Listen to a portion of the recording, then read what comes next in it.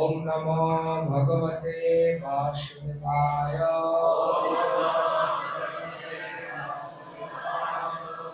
ओम नमो भगवते वासुदेवाय। ओम नमो भगवते वासुदेवाय।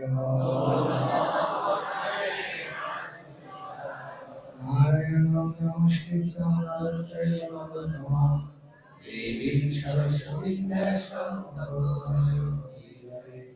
नष्टप्रायेषु अमर्त्येषु नित्यं भागवत सेवया भगवते तं श्रद्धे भक्तिं स्तुति।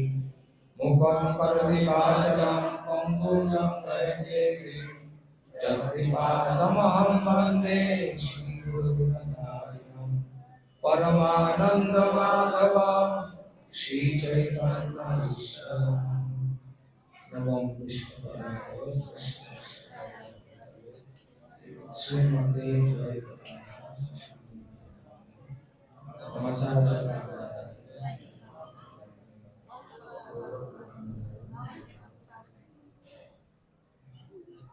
हरे कृष्ण।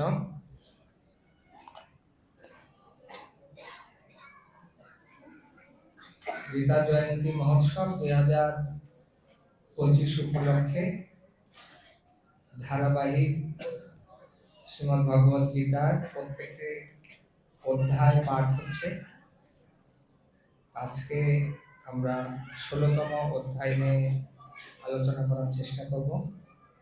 আপনারা যারা উপস্থিত হয়েছেন সকলের চরণ কমলে আমি বিনম্র অনুরোধ নিবেদন করছি এবং সেই সাথে আপনাদের কৃপা আশীর্বাদ প্রার্থনা করছি। এবং আমরা এই যে গীতা সেমিনার ধারাবাহিকভাবে অনেকে আসছেন। আগের ক্লাসগুলিতে কতজন ছিলেন? অনেকে এসেছেন শুক্রবারের জন্য। আজকে মন্দিরে অনেকে ব্যস্ত আছেন, আসতে পারেননি। হয়তো একটু পরে আরো অনেকে এসে আমাদের সাথে যোগ দেবেন।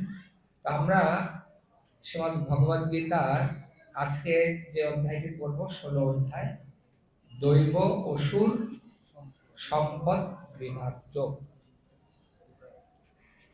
অর্থাৎ আমরা কিছু সম্পদ নিয়ে যাব আজকে এখান থেকে। অনেক সময় হয় না যে ত্রাণ বিতরণ বা এই জাতীয় যখন কার্যক্রমে বিশাল লাইন পড়ে। আজকে যে অধ্যায়টি নিয়ে আমরা আলোচনা করব, আজকে শুধু যে আমি বলবো তা না, আপনাদেরকেও কিন্তু বলতে হবে। অর্থাৎ আমরা পরস্পরের সাথে আদান প্রদান করব, অনুভূতি শেয়ার করব। এবং সবচেয়ে মজার ব্যাপার হচ্ছে, যেমন অনেক সময় আপনি যদি খুব বেশি অসুস্থ হন, জ্বরের মাত্রাটা যদি খুব বেশি থাকে, তো অনেক সময় থার্মোমিটার দিয়ে নিজের জ্বরটা মাপার ক্ষমতাটা আমাদের থাকে না, তাই না? তখন আমরা অন্যদের সাহায্য নিই। কিন্তু আমি আশা করছি যে আজকে এখানে যারা আপনারা উপস্থিত হয়েছেন নিশ্চয়ই অতটা অসুস্থ বা ওইরকম কাতর অবস্থা না। এই কথা কেন বলছি, যে আজকে যে বিষয়টি আমরা পড়ব এটা হচ্ছে থার্মোমিটার দিয়ে আপনি আপনার নিজের টেম্পারেচারটা মাপবেন। যেমন আয়নার সামনে যদি আমরা দাঁড়াই, তো অনেক সময় কি হয় যে নিজেকেই দেখতে অনেকটা যেমন বিরক্তি ভাব, যে আমি কি সত্যি এরকম, চেহারাটা কেমন কেমন একটু লাগছে, তাহলে মনে হয় আয়নাটা গ্লাসটারে কোনো সমস্যা। এরকম অনেক সময় আমরা বলে ফেলি, মানে আমরা বিশ্বাস করতে পারি না যে আমি এরকম। আয়না তো আমাকে একটা ফিডব্যাক দিচ্ছে, যদিও উল্টো একটা প্রতিবিম্ব দেয়। ডান হাত দেখা যায় বাম হাতের মতো, বাম হাত দেখা যায় ডান হাতের মতো, তবুও একটা চেহারা আমরা দেখতে পাই আয়নাতে। তো আজকেও এই যে অধ্যায়, এই অধ্যায় এক প্রকারের আয়নার মতো দর্পণ।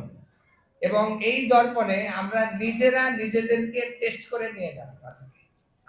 আমি তো কিছু পড়তে গিয়ে দেখছি খুব ভয়ঙ্কর অবস্থা।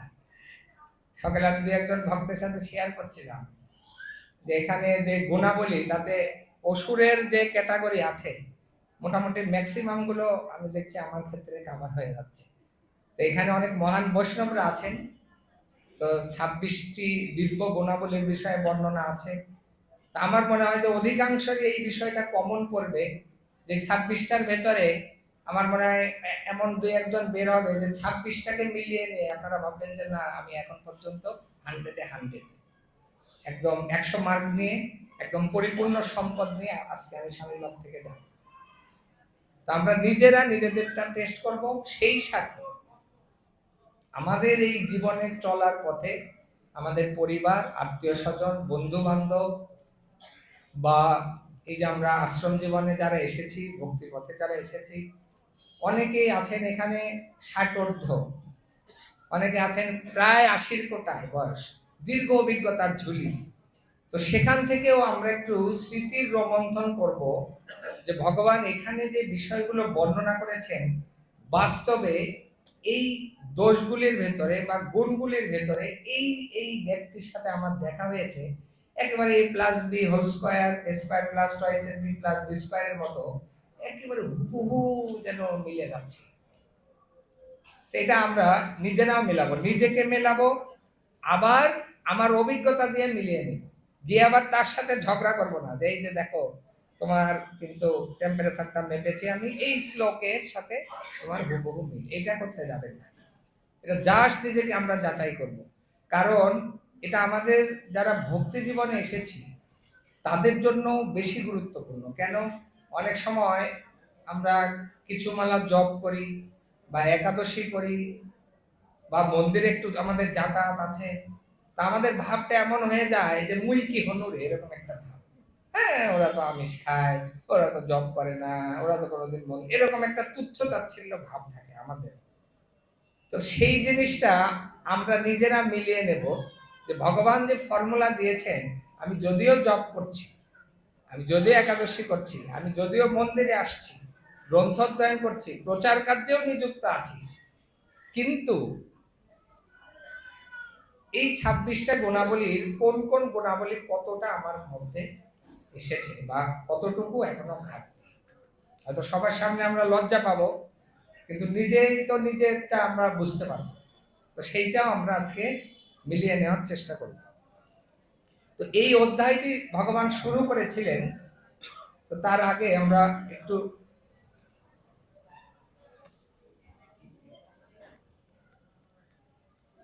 এটা তো কাজ হচ্ছে না।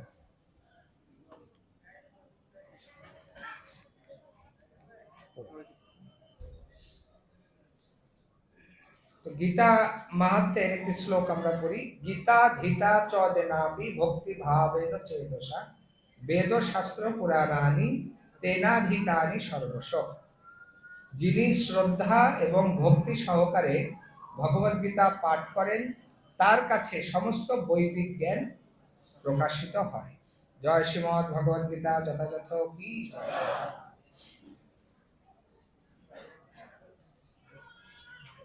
গ্রন্থ এনেছেন কতজন? গ্রন্থ আনলে সুবিধা হতো আপনাদের, স্লাইডে অনেকে হয়তো পেছন থেকে ভালো দেখতে পাবেন না, দুইটা ওপেন করা আছে।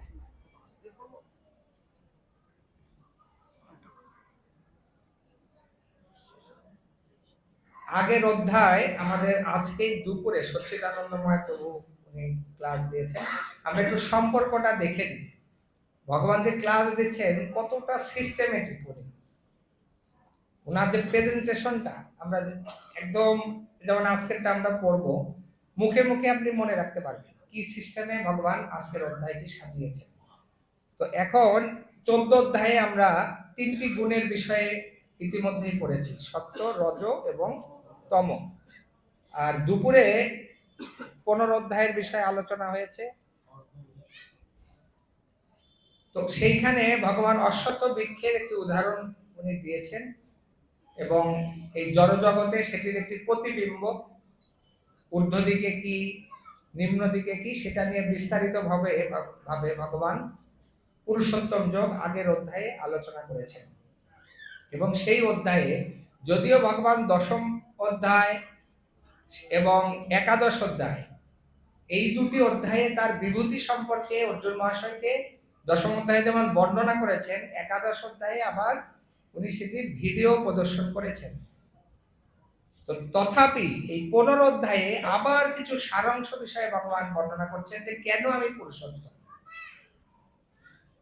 তো তার ভিতরে ভগবান ন তদ ভাষায়তে সূর্য ন শশাঙ্ক ন পাবক যদ্গত্তা ন নিবর্তন্তে তদ্ধাম পরমম, তার সেই পরাপ্রকৃতি অর্থাৎ এই অশ্বত বৃক্ষের ঊর্ধ্বমুখী শাখার যে বিস্তৃতি, সেই জগৎ সম্বন্ধে বর্ণনা করেছেন যে সেখানে চন্দ্র সূর্য আদি কোনো কিছুর প্রয়োজন হয় না, সেই ধাম আমার দিব্য জ্যোতির দ্বারা আলোকিত। এরপরে ভগবান বর্ণনা করেছেন যে প্রত্যেকটি জীব আমার সাথে সম্পর্কিত, প্রত্যেকটি জীব, শুধু মানুষের কথা বলেন। মময় বাংশ জীবলোকে জীবভূত সনাতন মনষষ্ঠানি ইন্দ্রিয়ানি প্রকৃতি স্থানে বর্ষণ। খুব ইম্পর্টেন্ট যে ভগবান উনি কেন পুরুষোত্তম, উনি কেন অনাদির আদি। পূর্বে অনেকগুলো অধ্যায় উনি বর্ণনা করেছেন। এর আগে যেমন বর্ণনা করেছেন অহং সর্বস্ব প্রভব মত্ত সর্বং প্রবর্ততে ইতি মত্তা ভজন্তে মাম বুধা ভাব সমন্বিতা। এই জড় এবং চেতন দুই জগতের উৎস হচ্ছেন উনি। আরো বলেছেন সপ্তম অধ্যায়ে মত্ত পরতর নাদ কিঞ্চিৎ অস্তি ধনঞ্জয়, আমার যে পরতত্ত্ব আর কেউ নেই, সবাই আমার সাথে। যখন আমরা মালা গাঁথি, মালা গাঁথার আপনারা তো বা আমরা উপরে ফুলটা দেখি, কিন্তু ভেতরে ওতপ্রোত ভাবে কি না থাকলে এই মালাগুলো একত্রিত থাকতো না। ভগবান বলছেন এই বিশ্ব ব্রহ্মাণ্ড আমার সাথে ওতপ্রোত ভাবে জড়িত। সূত্রে মৌনি গণাইব, ঠিক যেমন পুষ্প সমূহ সুতার সাথে ওতপ্রোত ভাবে জড়িত হয়ে একটি মালাতে পরিণত হয়। তো সেই উদাহরণ ভগবান আগেই দিয়েছেন। এই অধ্যায়ে আবার বললেন আমি যেমন প্রত্যেকটা জীবের সাথে সম্পর্কিত, আবার সেই সাথে পরমাত্মা রূপে আমি সাক্ষী রূপে প্রত্যেকটি জীবের সঙ্গে আছি। 15 অধ্যায়ের সেই বিখ্যাত শ্লোক 15-15 মনে রাখতে সুবিধা। সর্বস্ব চাহম হৃদি সন্নিবিষ্ট, এই শ্লোকে ভগবান বর্ণনা করছেন যে সমস্ত বেদ, যত জ্ঞান আছে, সব কিছুর প্রণেতা আমি, জ্ঞাতব্য আমি, এবং প্রত্যেকটা জীবের ভিতরে পরমাত্মা রূপে আমি বিরাজ করছি। তাই সকলে আমাকে পুরুষোত্তম নামে অভিহিত করে থাকে। এই ঐশ্বর্যগুলি বর্ণনা করার পর এই অধ্যায়ে এসে ভগবান একটু মিলিয়ে নিতে চাচ্ছেন যে এই যে পুরুষোত্তম রূপে আমি, আমাকে কারা লাভ করতে পারবে। কারণ 14 অধ্যায়ে 3টি গুণের বিষয়ে আলোচনা করেছেন। আমরা যারা এই জগতে আছি প্রত্যেকের ভেতরেই এই 3টি গুণ কম বেশি পরিমাণে বিদ্যমান আছে। তো ভগবান বলছেন যে যদি আমরা ভগবত ভক্তির অনুশীলনের মাধ্যমে স্তৈগুণ্য বিষয়ের বেদা নিস্ত্রদ গুণ ভবার্জুন, হে অর্জুন, যদি এই 3 গুণের ঊর্ধ্বে কেউ না উঠতে পারে, শুদ্ধ সত্য স্তর যেটাকে বলা হচ্ছে বসুদেব স্থিতি, তাহলে আমি স্বরূপত কি সেই জিনিসটা আমাকে কেউ উপলব্ধি করতে পারবে না। তো এখন এই গুণের প্রভাবে আচরণগুলো কেমন হয় সেই দৃষ্টান্ত ভগবান এই 16 অধ্যায়ে দেবেন। সিমটম গুলো কেমন, তাদের চলাফেরা কেমন, কি করে, কি কথা বলে, সেই জিনিসগুলো নিয়ে এই 16 অধ্যায়ে ভগবান আলোচনা করবেন। তো এই একটি শ্লোক শিল প্রভুপাদ পাঠে উনি প্রায় বলেন বিষ্ণু ভক্ত ভবে দৈব আসুরম তৎ বিপর্যয়। দৈব গুণ সম্পন্ন যারা, তারা হচ্ছে বিষ্ণুর ভক্ত, কৃষ্ণের ভক্ত। আর যারা অসুর তারা হচ্ছে রজ এবং তম গুণের দ্বারা আছে। তো এখন আমরা মোটামুটি এখানে সম্পর্কটি দেখলাম। 14 অধ্যায়ে সত্যগুণ, আমাদের পতাকার কালার সবুজ, প্যারালাল দেখেন ঊর্ধ্বমুখী শাখা, তাহলে তার গুণাবলী কেমন, দৈব গুণ। আর রজস্তম যারা আছে তাদের অধমুখী অসুর গুণাবলী। 14 নাম্বার থেকে 14 অধ্যায় থেকেই প্যারালাল এই বিষয়টা আসছে। এই অধ্যায়ে আমরা যে বিষয়গুলো পড়ব, শ্লোকগুলো তোমার বেছে 1 থেকে 6 নাম্বার শ্লোকে ভগবান দৈবী সম্পদ আসরিক সম্পদ সম্বন্ধে বর্ণনা করবেন। 7 থেকে 18 আসরিক প্রবৃত্তিগুলো কেমন, 19 থেকে 20 এই আসরিক ভাবাপন্ন ব্যক্তিদের রেজাল্ট কি সেই বিষয়টি ভগবান বলবেন, এবং ফাইনালি 21 থেকে 24 আমরা কিভাবে এই আসরিক জীবন থেকে মুক্ত হতে পারবো সেই বিষয়ে ভগবান বর্ণনা করবেন। আমরা সবগুলো শ্লোক পড়বো না, মাঝে মাঝে শ্লোক পড়বো, আবার মাঝে মাঝে আমরা শুধু অনুবাদ করে যাব। কটলেসটা আছে, কটলেস থাকবে, আপনারাও চাইলে পড়তে পারবেন। তো প্রথম 1 থেকে 3 ভগবান দৈবী গুণাবলী সম্বন্ধে বর্ণনা করছেন। এই শ্লোক আমরা একসাথে পড়ব, ঠিক আছে? এই প্রথম 3টি শ্লোক। অভয়ম সত্য সংশুদ্ধি জ্ঞান যোগ ব্যবস্থিতি দানম দমশ্চ যজ্ঞশ্চ সাধ্যায় স্তপ আর্জবম অহিংসা সত্য অক্রোধ ত্যাগ শান্তির বৈষ্ণম দয়া ভূতেষু আলুক্তম মাধবমিচা অকলম তেজ ক্ষমাধিতি শৌচম অদ্রহ নাতিমানিতা ভবতি সম্পদম দৈবীম অভিজাতস্য ভারত।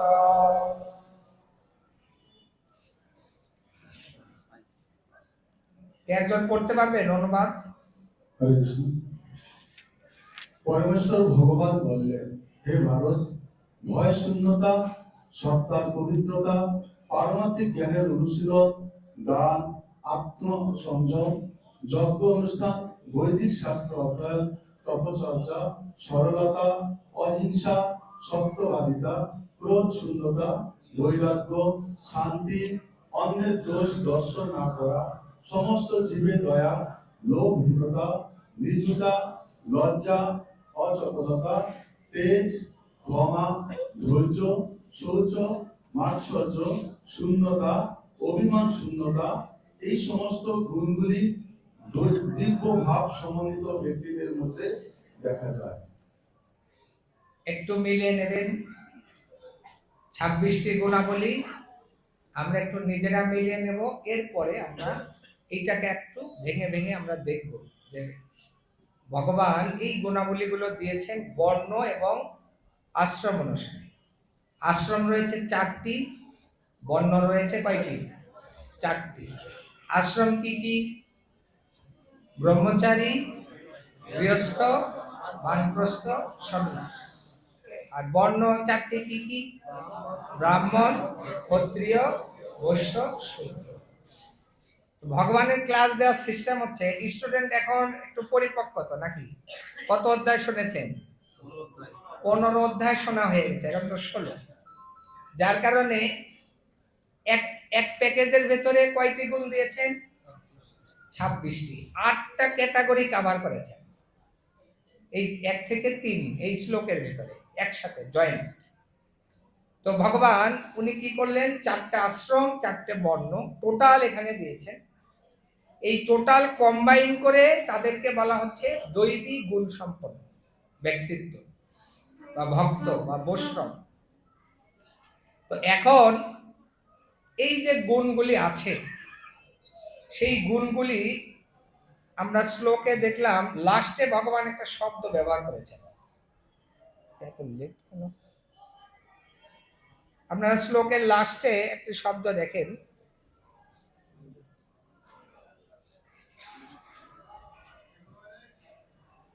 এই যে একদম লাস্টে অভিজাতস্য। জয় জয় জগন্নাথ বলদেব সুভদ্রা মহারাজের রাধাকৃষ্ণ গৌরীতা ঈশ্বরের ভগবান। অভিজাতস্য, অভিজাতস্য শব্দের অর্থ হচ্ছে ভগবান বলছেন যে জন্মসূত্রে এই গুণাবলীগুলি লাভ করতে পারে। আবার এর সাথে আরেকটা সুযোগ আছে যে যারা জন্মসূত্রে পায়নি সেই সকল ব্যক্তিরা কিছু যদি প্রক্রিয়া মেনটেন করে তাহলে তারাও এই গুণাবলীগুলো অর্জন করতে পারে। অভিজাতস্য। এখন প্রশ্ন হতে পারে এই বিষয়ে প্রশ্নটা হচ্ছে অভিজাতস্য। অনেকে আপনারা একটু দেখেছেন তো, গুণগুলি দেখেছেন তো। কিছু আছে আমরা অটোমেটিক এই জগতে আসার সঙ্গে সঙ্গে পেয়েছি, আবার অনেকে আছে যে এর ভেতরে হয়তো তিনটাও আমার কমন পড়েনি, আমি সাধুদের সংস্পর্শে এসে সেগুলি ধীরে ধীরে অর্জন করার চেষ্টা করছি। এই জগতে কি এইরকম ঘটনা আছে? যেমন কিছু সন্তান এই জগতে যখন আবির্ভূত হন, আবির্ভূত হওয়ার সঙ্গে সঙ্গে কয়েক হাজার কোটি টাকার মালিক আছে, এরকম। তো এইটাকে আমরা কি বলবো? পৈতৃক সূত্রে এই সম্পদ উনি লাভ করেছে, তাই তো? আবার অনেকে আমরা আছি যে এমন পরিবারে আমাদের জন্ম হয়েছে যে 3 বেলা আমার খাবার জোটে। আমার যখন একটু বুদ্ধি হয়েছে তখন আমি মা বাবা সহ অন্যদের কাছে শুনে দেখেছি 3 বেলা আমি খেতে পাই না। এরকম ব্যক্তিত্ব পাবো না এই সমাজে? এখন ওই ধরনের গরিব ব্যক্তিরাও এই ঢাকা শহরে এসে বা আমাদের কোনো বিভাগীয় শহরে বা জেলাতে বা পৃথিবীর অন্য কোনো শহরে তারাও এখন কয়েক হাজার কোটি টাকার মালিক।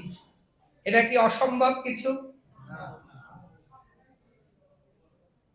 তাহলে দ্বিতীয় ক্যাটাগরির ব্যক্তিরা যে সম্পদ লাভ করেছে এটা তাদের পৈতৃক সম্পদ ছিল না। কিভাবে লাভ করেছেন? নিজে পরিশ্রম করে, মেধা বুদ্ধি খাটিয়ে। এই ঢাকা শহরে আমরা যদি বিশিষ্ট কিছু শিল্পপতির দ্বারস্থ হই বা তাদের পূর্ব ইতিহাস যদি আমরা জিজ্ঞেস করি যে আপনি যে আজকের এই অবস্থানে এসেছেন ইতিহাসটি কি, অনেকেই বলবে যে না আমার দাদুর সম্পত্তি ছিল, সেখান থেকে বাবা কিছু বর্ধিত করেছেন, আর আমি জন্মসূত্রেই অনেকটা লাভ করেছি। আবার অনেকে বলবেন যে আমি এমন পরিস্থিতি ছিল আমার 2 বেলা পেটে ভাত জুটত না, আমার বাবা ছিলেন ফেরিওয়ালা বোঝেন তো, গ্রাম অঞ্চলে ওই থালা, সিলভারের থালা গামলা এটা সেটা নিয়ে, ওই যে বাঘ বলে, শহরে কি বলে আমি জানি না, গ্রামে আমরা বলতাম বাঘ, 2 সাইডে ইয়ে করে গ্রামে গ্রামে ফেরি করে বেড়াতেন। অনেক সময় আবার এই ধরনের ব্যক্তিরা হাটের ভেতরে অস্থায়ী দোকানে বসতেন।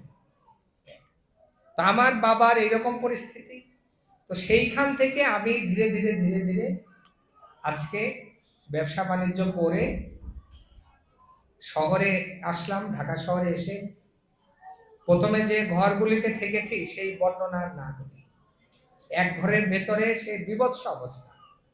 তো এখন আজকে ভগবান আমাকে অনেক কিছু দিয়েছে, হয়তো গুলশানে বাড়ি দাঁড়াতে বা ধানমন্ডিতে তার 10 তলা একটা বিলাসবহুল আবাসস্থল হয় এরকম।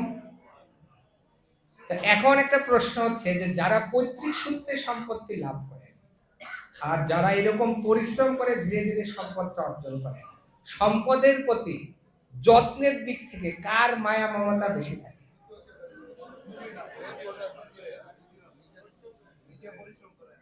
এইখানেও একই ঘটনা। এই যে 26টি গুণ ভগবান বর্ণনা করেছেন, এই সমাজে আমাদের চলার পথে অনেকের অভিজ্ঞতা আছে। কৃষ্ণ ভক্ত মা বাবার গৃহে এসেছে, গর্ভ অবস্থা থেকে প্রসাদ খেয়ে ভক্তিময় একটি পরিবেশে বড় হয়েছে, কিন্তু স্কুলে গিয়ে বা কলেজে গিয়ে বা ইউনিভার্সিটিতে গিয়ে তারা সেই ভক্তির চর্চা, সেই গুণাবলীগুলো ধরে রাখতে পারে। আমারই এরকম বাস্তব কিছু অভিজ্ঞতা আছে। আমাদের হলেরই এক দাদা ছিলেন, উনি ফিলোসফিতে পড়তেন, জেলার নাম নাই বলি, অনেকে আবার জেলার কথা বললে মন খারাপ করবে। উনার বাবারা গৌরীয় মঠের ভক্ত ছিলেন একেবারে শুরু থেকে, এবং ইসকনের সাথেও ওতপ্রোতভাবে জড়িত, প্রচার কার্য সহ সবকিছুতে। কিন্তু দাদা যখন হলে আসলেন, আমাদের রুমে রান্নার সুযোগ ছিল, উনি এসে চাইলে এখানে প্রসাদ পেতে পারতেন, কিন্তু আমরা দেখলাম যে না, উনি মেনটেন করতে পারছেন না। যখন আমরা মাঝে মাঝে একটু লজ্জা দিতাম তখন 2-4 দিন এসে আমাদের সাথে প্রসাদ, আবার দেখা যাচ্ছে ডাইনিং এ তাকে দেখা যেত। পৈতৃক সূত্রে আবার এই পৈতৃক সূত্রে যারা লাভ করেছেন এরকম অনেক ব্যক্তিও দেখা যায় যে তারা এই সম্পদটাকে যত্ন করে দাদু বাবা যা রেখে গেছেন তার চেয়ে 4-5 গুণ বৃদ্ধি করেছেন, এরকম ব্যক্তিও আছে। তো এই যে ভ্যারাইটিস ক্যাটাগরি গুলো আমরা এই সমাজে দেখতে পাচ্ছি, তো এখানে ভগবান অভিজাতস্য শব্দটি ব্যবহার করেছেন, যেটি জন্মসূত্রেই অনেকে লাভ করতে পারে। এখন প্রশ্ন হচ্ছে কাদের সেই সুযোগটি থাকে। তো শিল প্রভুপাদ উনি তাৎপর্যে ব্যাখ্যা করছেন যে যদি বৈদিক নিয়ম রীতি যেগুলি রয়েছে সেগুলি মেনে কোনো মা বাবা, গুরুদেব, বৈষ্ণব ভগবানের চরণে আত্মসমর্পণ করে গর্ভাধান সংস্কারের মাধ্যমে তিথি ক্ষণ এই সময়গুলো বিবেচনা পূর্বক কোনো সন্তানকে জগতে আহ্বান করে, স্বাভাবিকভাবেই সেই সন্তানের ভেতরে দিব্য গুণাবলী প্রকাশিত হয়। অভিজাতস্য। তা আমরা এখানে অনেকেই আছি, আমাদের ভক্তি চর্চা দেখে আমাদের মা বাবারা ভক্তি জীবনে এসেছে, এরকম অনেকে এখানে আছে। আবার অনেকে আমরা এসেছি জন্মসূত্রে কোনোদিন আমিষ মুখে দিই। দুই ক্যাটাগরি আমরা এখানে আছি। তাই ভগবান এই অভিজাতস্য একটি বিষয় ছিল প্রভুপাদ তাৎপর্যে উল্লেখ করলেন যে ভগবান এই শব্দটি ব্যবহার করেছেন বিশেষ করে মা বাবাদের উদ্দেশ্যে, তারা যাতে এমন সন্তান এই জগতে নিয়ে আসেন যে সন্তান সারা পৃথিবীকে উদ্ধার করতে পারে। তার উদাহরণ ছিল প্রভুপাদ বহু জায়গাতে উনি তাৎপর্যে বর্ণনা করেছেন। ছিল প্রভুপাদের ভাষা ঠিক এই রকম, সৌভাগ্যক্রমে আমি এবং আমার পরমারাধ্য গুরুদেব ছিল ভক্তি সিদ্ধান্ত সরস্বতী গোস্বামী প্রভুপাদ, আমরা দুইজন এই সৌভাগ্য অর্জন করেছিলাম। আমার গুরুদেবের পিতা ছিল ভক্তিবিনোদ ঠাকুর, উনি একজন মহান বৈষ্ণব ছিলেন, মহান ভাগবত ভক্ত ছিলেন, চৈতন্য মহাপ্রভুর একান্ত অনুগত জন ছিলেন এবং তিনি জগন্নাথ ধামে জগন্নাথ দেবের কাছে প্রার্থনা করে জগন্নাথ দেবের প্রসাদ রূপে, যে প্রসাদ বিমলা দেবীর মাধ্যমে জগতে বিতরণ করা হচ্ছে, দুর্গা দেবীর মাধ্যমে, তাই আমার নাম রেখেছিলেন বিমলা প্রসাদ। ভক্তি সিদ্ধান্ত সরস্বতী প্রভুপাদের পৈতৃক যে নাম, পিতার দেওয়া নাম। পরে যখন গুরুদেবের কাছে দীক্ষা হয় তখন উনি ছিল ভক্তি সিদ্ধান্ত সরস্বতী গোস্বামী নামে পরিচিত হন। তো ওনার পরিবারটা দিব্য গুণে গুণান্বিত, জগন্নাথের একান্ত আশীর্বাদ পুষ্ট। যখন তাদের গৃহের সামনে রথযাত্রার যে মেইন রাজপথ, সেই রাজপথে ওনাদের গৃহ ছিল, রথ গিয়ে অটোমেটিক ওখানে দাঁড়িয়ে গেছে। সেই লীলা ওনার জীবনীতে আপনারা পড়বেন। জগন্নাথ দেবের গলা থেকে মালা খুলে ছোট্ট সেই কোলে ভক্তি সিদ্ধান্ত সরস্বতী প্রভুপাদ ওনার গলায় এসে পড়েছে। পান্ডারা তখনই বুঝতে পেরেছেন যে ইনি জগন্নাথ দেবের বিশেষ কৃপাপ্রাপ্ত একজন ব্যক্তি। এরপরে আমাদের ছিল প্রভুপাদ, গৌরমোহন দে এবং মাতা রজনী দেবী। সৎস্বরূপ মহারাজ ছিল প্রভুপাদের জীবনে বর্ণনা করেছেন। সময়ের অভাব, আমি ভেবেছিলাম ভক্তিচারক স্বামী গুরু মহারাজ যে সিরিয়ালটি বানিয়েছেন, তো ওইখান থেকে এই কোষ্ঠী গণনার যে অংশটা আপনাদেরকে দেখাবো, তো যে কোনো কারণে হয়নি, আপনারা দেখে নেবেন। ওইখানে বর্ণনা আছে ছিল প্রভুপাদ আবির্ভূত হয়েছেন। গৌরমোহন দে যখন ব্রাহ্মণ বৈষ্ণবদেরকে উনি ডেকেছেন এবং প্রভুপাদ আবির্ভূত হওয়ার পূর্বে ওনার বাবার যে জীবন প্রণালী, উনি একজন ব্যবসায়ী ছিলেন, কলকাতার একজন বিশিষ্ট ব্যবসায়ী, কিভাবে বৈষ্ণবদেরকে নিমন্ত্রণ করতেন। প্রভুপাদ আবির্ভূত হওয়ার পরেও নিয়মিত তাদের নিয়ে বৈষ্ণব সেবা হতো এবং গৌরমোহনদের একটি প্রার্থনা ছিল যে হে বৈষ্ণবগণ, আপনারা আমার এই সন্তানকে আশীর্বাদ করুন যাতে সে রাধারানীর একজন প্রিয় ভক্ত হতে পারে।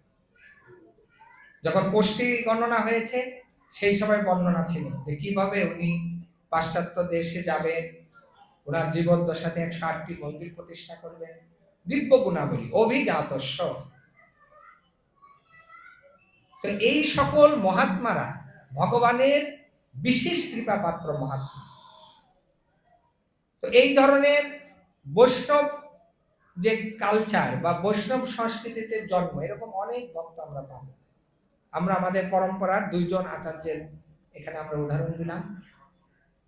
তো এখন বাকি যারা আছেন তাদেরও হতাশ হওয়ার কিছু নেই।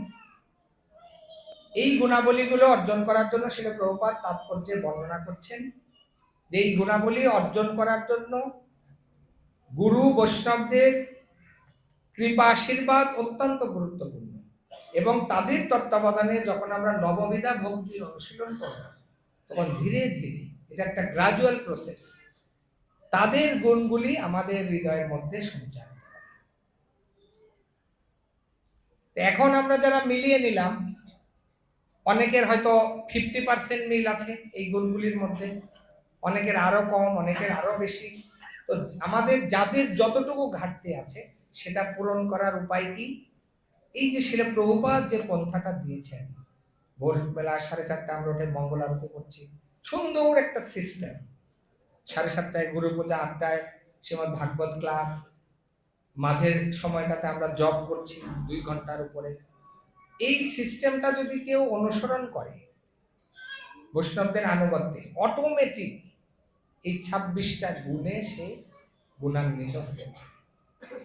তো এখন আমরা দেখব যে এই 26টা গুণের ভিতরে এই যে বর্ণ আশ্রম অনুযায়ী কাদের ভিতরে অবশ্যই সেই গুণগুলো দরকার, আর বাকি গুণগুলো তাদের ভিতরে থাকবে, কিন্তু যে কয়েকটা গুণ স্পেসিফিক করে দেওয়া হয়েছে ওইগুলো মাস্ট থাকতে হবে, তা না হলে সে ওই গুণাবলীর দ্বারা গুণান্বিত হবে না। তো আমরা একটু দেখে নিই।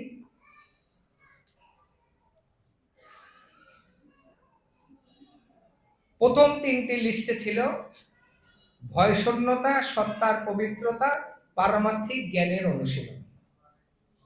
সন্ন্যাস আশ্রমে যিনি থাকবেন এই 3টি গুণ অবশ্যই লাগবে, মাস্ট। তাহলে বাকি কয়টা থাকলো? 23টা। সেই 23টা যে থাকবে না তা না, কিন্তু এই 3টি অবশ্যই একজন সন্ন্যাসীর ভেতরে থাকতে হবে। গৃহস্থদের মধ্যে দান, আত্মসংযম, যজ্ঞ অনুষ্ঠান মাস্ট লাগবে। আর স্বামীভাগের সাথে আমরা যারা যুক্ত, প্রথম এই গুণাবলী অর্জন করা, এটা কি খুব কঠিন? কেউ কথা বলছে না।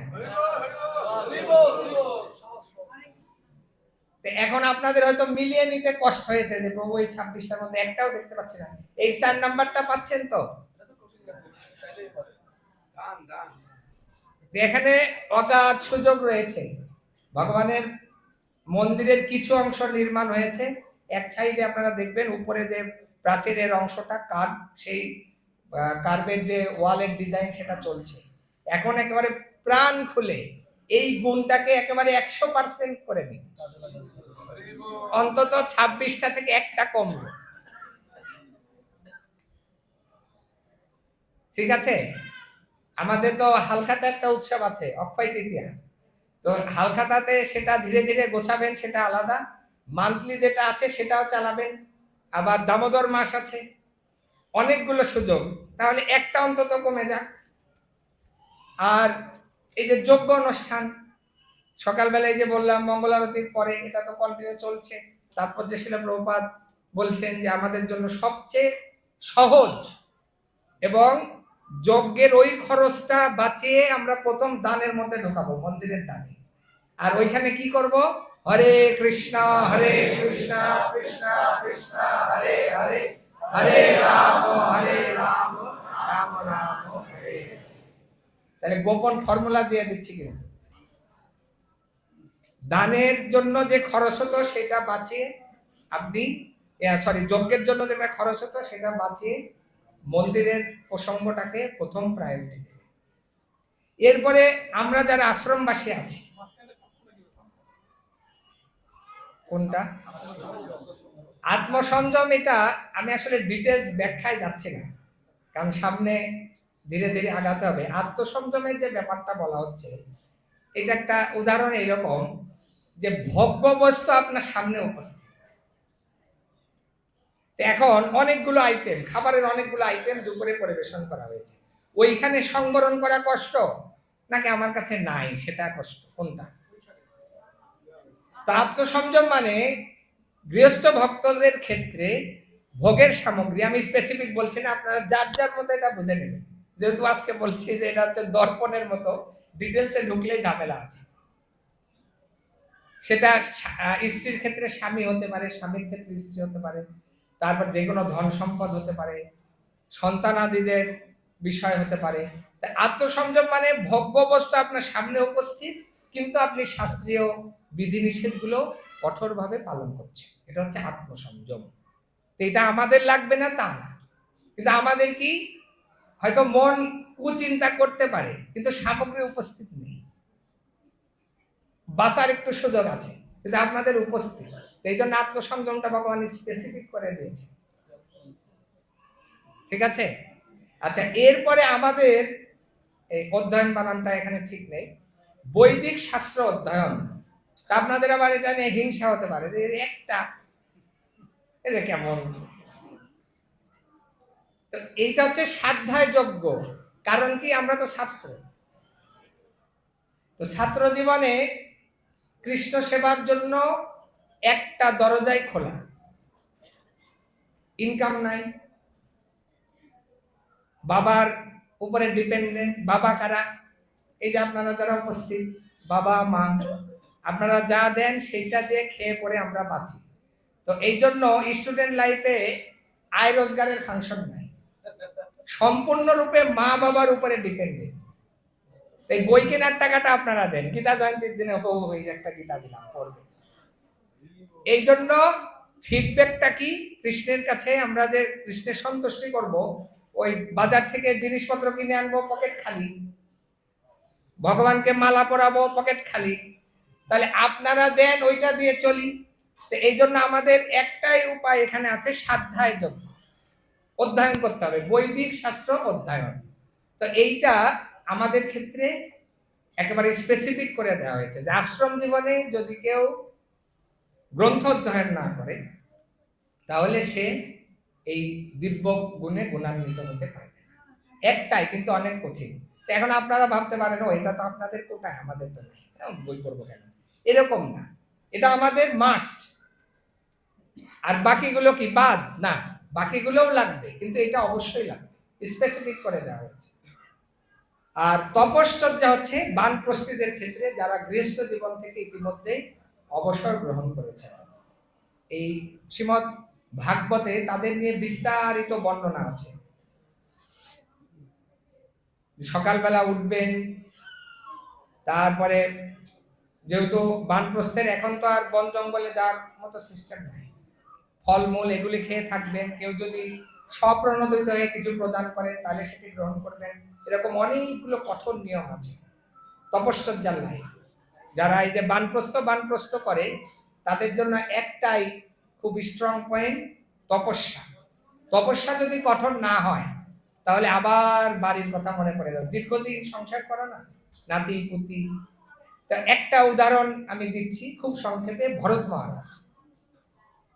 উনি ছিলেন একজন বানপ্রস্থী, বিশাল রাজ্য সামলিয়েছেন। সেখান থেকে উনি শেষ সময়টা অবসর নিয়ে বনে চলে গেলেন তপস্যার জন্য। কিন্তু এক হরিণ শিশুর করুণ পরিণতি দেখে, মা মারা গেছে, ওই বাচ্চাকে কে খাওয়াবে, কি করবে, উনি ধীরে ধীরে কি করলেন, সেই হরিণ শিশুটাকে লালন পালন করতে শুরু করলেন। তো বানপ্রস্থ আশ্রমে এই লালন পালন সংক্রান্ত যে ফাংশন, এটা বানপ্রস্থিতের জন্য নয়। কাদের জন্য? এই যে মা বাবা যারা আছেন তাদের। তো উনি যদি ওই হরিণ শাবককে নিয়ে কোনো গৃহস্থ ভক্তের হাতে তুলে দিতেন যে ভাই তুমি এটা দেখো, তাহলে কি আর ওনার এই অবস্থাটা হয়? কিন্তু উনি যখন আশ্রমের নিয়মটা ব্রেক করলেন, গৃহস্থের যে কর্ম সেই জিনিসটা উনি বানপ্রস্থ আশ্রমে থেকে করতে গেলেন।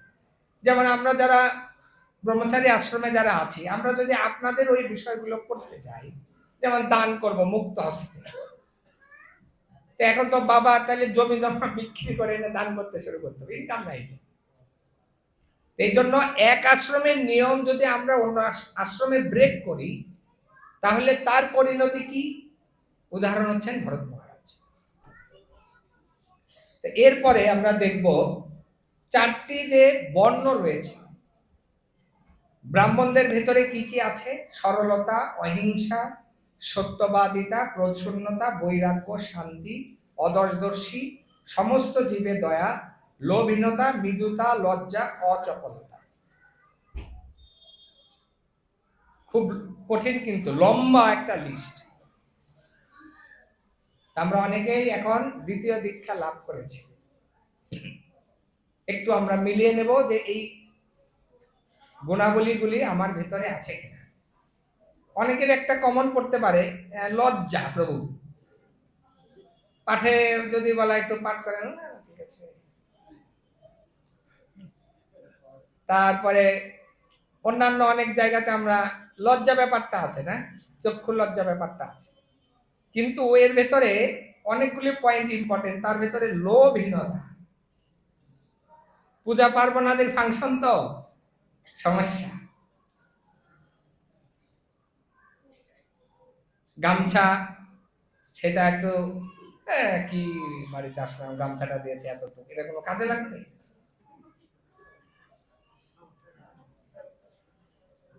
এইগুলো ডিটেলসে ঢুকলে ঝামেলা আছে। এজন্য আমি বলছি না, আপনারা একটু মিলিয়ে নেবেন, আমিও মিলিয়ে নিচ্ছি। কি হয় জানেন, ওই যে ছোট গামছা পরার উপযুক্ততা থাকে, ওইটা গিয়ে আবার কি হয়, দোকানে বিক্রি হয়। তো দোকানদার আবার আমাদের মতো কোনো কাস্টমারের কাছে বিক্রি করে। তো লাস্টে আমার যে যোগ্যটা হলো সেটা কয়বারের যে গামছা প্রসাদী, এটা ভগবান জানে আর ওই দোকানদার জানে। দোকানদারও জানে না, ভগবান জানে। মুশকিল। তো গৃহস্থরাও ঠকাতে চায়, ব্রাহ্মণরা ভাবে ঠিক আছে আমিও তোমাকে ঠকাই। তো এই যে লোভহীনতা, এটা আমরা মিলিয়ে নিতে পারি। সমস্ত জীবে দয়া। দয়া মানে গলায় ছুরি বসানো যাবে না। ব্রাহ্মণ অন্যের গলায় ছুরি বসাবে না, নিজের উদরপূর্তি করবে না। আর সমস্ত জীবে দয়ার আরেকটা ব্যাখ্যা শিলা প্রভুপাদ দিয়েছেন, প্রচার, কৃষ্ণ ভক্তির প্রচার। এটা হচ্ছে সর্বোত্তম দয়া। তো সেটা আমরা পরে পড়ব। ক্ষত্রিয়দের ভেতরে তেজ থাকবে। কেউ যদি কটু কথা বলে সাথে সাথে চত্থাপ্য। এই যে অনেক সময় আমরা দেখি আমাদের সেনাবাহিনী, অনেক সময় দেখবেন যে স্মাগলার বা মাদক টাদক বাবা টাবা যারা খায়, এ বিশাল ডান্ডা, আর যদি হাতের কাছে পায় বেদম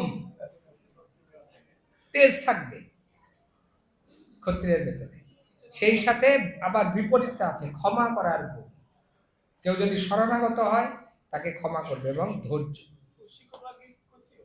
হ্যাঁ, শিক্ষকরা ক্ষত্রিয় হবে কেন? শিক্ষকরা ব্রাহ্মণ। বৈশ্যদের ভেতরে শৌচ, মাৎসর্যহীনতা, এই দুটি থাকবে। আর শূদ্র হলো অভিমান শূন্যতা। এই হচ্ছে ক্যাটাগরি। তো এখন আমরা 26টা দেখলাম। তো ভগবান এরপরে আসরিক গুণ সম্বন্ধে বর্ণনা করবেন পরের শ্লোক থেকে।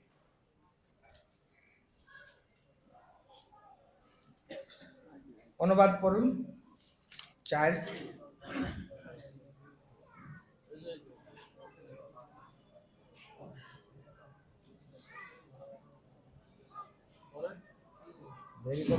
হরে কৃষ্ণ। হে পার্থ, দম্ভ, দর্প, অভিমান, ক্রোধ, দৃঢ়তা ও অবিবেক, এই সমস্ত সম্পদ আসরিক ভাবাপন্ন ব্যক্তিদের লাভ হয়। তো অনেকে এখন ভাবতে পারেন, ওরে বাবা 2 গুণের এত বড় লিস্ট, আর অসুর হলে তো তাহলে ভালো, ঠিক না? অসুর হলে ভালো না, সংখ্যা কম না, এরকম না। 7 থেকে 18 পর্যন্ত লম্বা লিস্ট আছে, আমরা পড়ব। একটু ধৈর্য ধরতে হবে। তাহলে অনেকে ভাবতে পারেন যে ঠিক আছে এটাই তো ভালো, অল্প কয়েকটা আছে, এরকম না। তো এখন এই যে অসুর গুণ বর্ণনা হলো, দৈবী গুণ বর্ণনা হলো, অর্জুন মহাশয় এখন দ্বিধাগ্রস্ত হয়ে গেছেন। আরে বাবা রে বাবা, এই যে 26টা গুণ, তেজ, ক্ষমা, ধৈর্য, এখন আমাকে তো যুদ্ধ করতে হবে। তো এই যে যুদ্ধ করতে হবে, তো আমি তো ক্ষমা করে দিতে পারি। তো সেটা নিয়ে কৃষ্ণের সাথে একটা আর্গুমেন্ট হয়েছে, আমি ভিক্ষাবৃত্তি করে খাবো, যেটা ছেলেরা যার যার মতো পুরো সম্পত্তি ভোগ করুক, আমার ওই বিষয়ে কোনো কিছু থাকবে না। তাহলে এই যে আমাকে যুদ্ধ করানোর জন্য, অনুপ্রেরণা দেওয়ার জন্য ভগবান যে এতগুলো অধ্যায় বর্ণনা করছেন, আরো সামনে করতে যাবেন, তাহলে আমি মনে হয় অসুর বলি, আমার মনে হয় আসরিক বই, এরকম একটা দ্বিধা দ্বন্দ্বের মধ্যে পড়েছেন। যেন আমরা এখন এই শ্লোক 4টি শ্লোক যখন দেখলাম, অনেকে আমরা দ্বিধাগ্রস্ত যে এইটাকে আমার ভিতরে আছে, ওইটাকে নেই, এইগুলো এখানে যে লিস্ট, এই সবগুলোই তো আমার মধ্যে, এরকম মনে হচ্ছে না? তো এই পরবর্তী শ্লোকে ভগবান বলবেন যে অর্জুন, কোনো চিন্তা করো না। এরকম একজন শিক্ষকের কাছে ক্লাস করার সুবিধা হচ্ছে, ছাত্রের মনের ভিতরে কি চলছে শিক্ষক সেটা আগেই জানতে পারছেন, এবং সেই অনুযায়ী প্রত্যয় উৎপাদন করার জন্য ক্লাসটা চলছে। তো মজার ব্যাপার হলো, এখানে ভগবান অর্জুন মহাশয়কে ক্লাস দিচ্ছেন, এখানে শিক্ষক ভগবান, আবার হস্তিনাপুরে আরেকজন শিক্ষক ক্লাস দিচ্ছেন আরেকজন ছাত্রকে, সঞ্জয় ক্লাস দিচ্ছেন ধৃতরাষ্ট্রকে। তো ওইখানেও টিচার খুব বিচক্ষণ। দ্বিতীয় শ্লোকেই তার প্রমাণ উনি দিয়েছেন, রাজা দুর্যোধন বলে সম্বোধন করছেন, মহারাজ আপনার পুত্রই তো রাজা হবে। কারণ প্রথম শ্লোকে যখন ধৃতরাষ্ট্র সংশয় প্রকাশ করেছেন যুদ্ধ হবে কি হবে না, দ্বিধাগ্রস্ত, তো সঞ্জয় কিন্তু ছাত্রের মনোভাব বুঝে বলছেন আপনার ছেলে রাজা হবে। এরকম অনেক জায়গাতে গীতার মাঝে মাঝে আমরা দেখব যে সঞ্জয় কত বাকচতুরতার সাথে ধৃতরাষ্ট্রকে শ্রবণ করিয়েছেন, যাতে একেবারে সেন্সলেস হয়ে না পড়ে, মনোযোগ দিয়ে শোনে, এই জন্য তার মতো করে উপস্থাপন। তো এখানে অর্জুন মহাশয় এটা শুনে একটু দ্বিধাগ্রস্ত হয়েছেন যে হায় হায়, তাহলে মনে আমার এই পরের 4 নাম্বার শ্লোকটা আমার ক্ষেত্রে প্রযোজ্য। তোমার না না টেনশন করো না, তোমার যে পরম্পরা, বাপরে বাপ, স্বয়ং আমি পরিবারের মধ্যে আছি, আবার তোমার এই আসরিক চিন্তা করতে হবে। পরের শ্লোকে ভগবান বলছেন, দৈবী সম্পদ মুক্তির অনুকূল, আর আসরিক সম্পদ বন্ধনের কারণ বলে বিবেচিত হয়। হে পাণ্ডব, তুমি শোক করো না, কেননা তুমি দৈবী সম্পদ সহযোগে জন্মগ্রহণ করেছ। তোমার যে পরম্পরা, তোমাদের 5 ভাইয়ের যে কার্যক্রম, আমি তোমাদের পরিবারের মধ্যে আত্মীয় হিসাবে যুক্ত, আমি স্বয়ং এখনো উপস্থিত, তুমি কেন এগুলো সংশয় করছো? তুমি দৈবী সম্পদ। এবং অর্জুন মহাশয়ের জন্মও তো তাই নাকি? কোন দেবতার মাধ্যমে অর্জুন মহাশয় এসেছেন?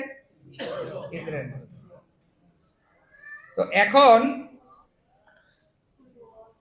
পরের শ্লোকে ভগবান বলছেন যে এই জগতে 2 ক্যাটাগরির জীব তুমি দেখতে পাবে। তো সেই 2 ক্যাটাগরি কি কি? হে পার্থ, এই সংসারে দৈব ও আসুরিক এই 2 প্রকার জীব সৃষ্টি হয়েছে। দৈব সম্বন্ধে বিস্তারিত ভাবে বলা হয়েছে 1 থেকে 3-এ। এখন আমার থেকে অসুর প্রকৃতির সম্বন্ধে শ্রবণ করো। তার মানে 4 নাম্বার শ্লোকে ভগবান একটু হিন্স দিলেন যে দৈবী গুণ বললাম, এখন একটু হিন্স দিয়ে দিই, তারপর অর্জুনের যে মনোভাব সেটা ওকে জানিয়ে দিই, তারপরে ডিটেলস করব। তা না হলে যদি এখন থেকে আমি আসরিক বর্ণনা শুরু করি, তো দুমড়ে মুচড়ে যাবো, বাবা কি অবস্থা, আমি শুনবো না, তো পুরা মনে হচ্ছে আমি অসুর। এই জন্য ভগবান কি করলেন, আগে তাকে বললেন, সেট আপ করে নিয়েছেন। যে অনেক সময় আমরা বলি না, এই তুই তো পারবি, পেছনে বসেছিস কেন, সামনে আয়। এই যে অনেক মাস্টার মশাই আমার ডানে বামে, এদিকে এদিকে, পেছনে কেন, সামনে বস, সামনে বস। তো একটু দ্বিধাগ্রস্ত, সামনে বসতে চায় না, ক্লাস ঠিক মতো শোনে না। তো স্যার তাকে সামনে যখন নিয়ে আসে, তখন সে ডানে বামে আর অত তাকানোর সুযোগ থাকে না, তখন বাধ্য। তো 3টি শ্লোকে দৈব গুণ, এখন 7 থেকে 18 পর্যন্ত লম্বা ভগবান এখন লিস্ট দেবেন যে আসরিক গুণাবলী সম্পন্ন মানুষের আচরণগুলো কেমন। আপনাদের কাজ হচ্ছে এই 7 নাম্বার শ্লোক থেকে খুব মনোযোগ সহকারে অনুবাদগুলো মিলাবেন, নিজের জন্য মিলাবেন, আমি আমার জন্য মিলাবো, সেই সাথে এরকম কোনো ব্যক্তির সাথে আপনার সাক্ষাৎ হয়েছে যে এত নাম্বার শ্লোকের সাথে হুবহু মিল, এত নাম্বার শ্লোকের সাথে অমুক ব্যক্তির হুবহু মিল, এই ব্যক্তিটার সাথে এটা হুবহু মিল, সেইটা আমরা খুঁজে বের করব। তাহলে কি হবে, ছোটবেলাতে অসুর শব্দ শোনা মানে আমরা ভাবতাম মাথায় শিং থাকবে, তারপরে মুখ টুক বিভৎস হবে, অসুর মানে এরকম, কিন্তু না। এই যে আমাদের সমাজে আমাদের শরীরের ভেতরেই এই আসরিক গুণগুলি বিরাজ করছে। এটা খুব সহজ না, নিজেকে মিলিয়ে নেওয়ার সুযোগ। তো সেইটা আমরা 7 নাম্বার শ্লোক থেকে 18 নাম্বার শ্লোক পর্যন্ত পড়ব, এবং এর ভেতরে অনেকগুলো আমাদের নিজেদের সাথেও মিলে যেতে পারে। আমরা শুরু করি 7 নাম্বার শ্লোক। অসুর স্বভাব ব্যক্তিরা ধর্ম বিষয়ে প্রবৃত্ত এবং অধর্ম বিষয় থেকে নিবৃত্ত হতে জানে না। তাদের মধ্যে শৌচ, সদাচার ও সত্যতা বিদ্যমান নেই। প্রথম লাইনটা খুব মজার না? ধর্ম করতেই চায় না, আর অধর্ম থেকে বের হতে পারে না। এখানে দুইটি মার্গের কথা ভগবান বলছেন, একটা হচ্ছে প্রবৃত্তি মার্গ, একটা নিবৃত্তি মার্গ। তো এই প্রবণতা শুধু যে মনুষ্য সমাজে আছে তাই, পশুদের মধ্যেও কিন্তু এই জিনিসটা আছে। যেমন একটা শূকরের বাচ্চা এখানে এখন আমরা আনবো, শিল প্রভুপাদ তাৎপর্যে এই উদাহরণ দিয়েছেন, এখানে নেই, ওটা ইংলিশ ট্রান্সলেশনে, ওনার আলাদা একটা ক্লাসে। তো শিল প্রভুপাদ বলছেন যে শূকরের একটা বাচ্চা, তো তুমি খুব মজা করে হালুয়া রান্না করলে, দুধ দিয়ে, কাজু বাদাম দিয়ে, কিশমিশ দিয়ে, আর তরতাজা একটু বিষটা সংগ্রহ করবে। আচ্ছা না, ল্যাবে স্যাম্পল টেস্টি হবে। এখন এই দুইটা জিনিস এই বসের কাছে তুমি রাখলে, ওই বাচ্চাটাও গীতার এই শ্লোকটা মানে ও বোঝে যে কোনটা আমি খাবো, কোনটা খাবো না। যেটা খাবে প্রবৃত্ত হলো এটাতে, কিসে প্রবৃত্ত হবে? আর হালুয়া থেকে সে নিবৃত্ত হলো। প্রভুপাদের উদাহরণগুলো খুব মজাদার না? প্রভুপাদ বলতে চাচ্ছে যে পশুরাও এই জিনিসটা মানে। আবার আমরা যারা কৃষ্ণ ভক্ত হয়েছি,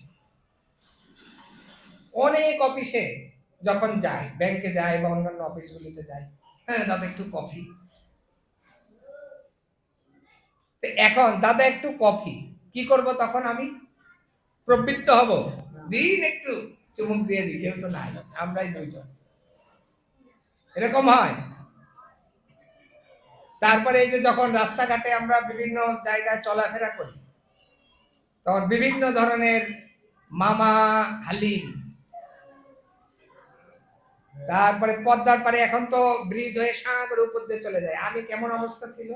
লঞ্চ বা স্পিড বোটে ওঠার আগে কেমন লাগতো নাকের ভেতরে? তাহলে কৃষ্ণ ভক্ত যারা আমরা আছি, এটা একবারে স্পষ্ট, প্রবৃত্তি নিবৃত্তি। আবার যারা ভক্ত না, এর ভেতরেও যারা আছেন, সবাই কি বাবা খায়? তো সেইখানেও প্রবৃত্তি নিবৃত্তি আছে। তো এখন ভগবান বলছেন যে আসরিক স্বভাব যাদের আছে, এদের ভাবটা কেমন? আপনি যদি একটু অফার দেন যে দীর্ঘদিন তো আপনি জব করছেন, চেতনার একটু উন্নতি হয়েছে, সাধুসঙ্গ করছেন, এখন একটু চাইলে আপনি মাসে অন্তত 4 সপ্তাহে 8 দিন আমিষ আহারটা ত্যাগ করুন,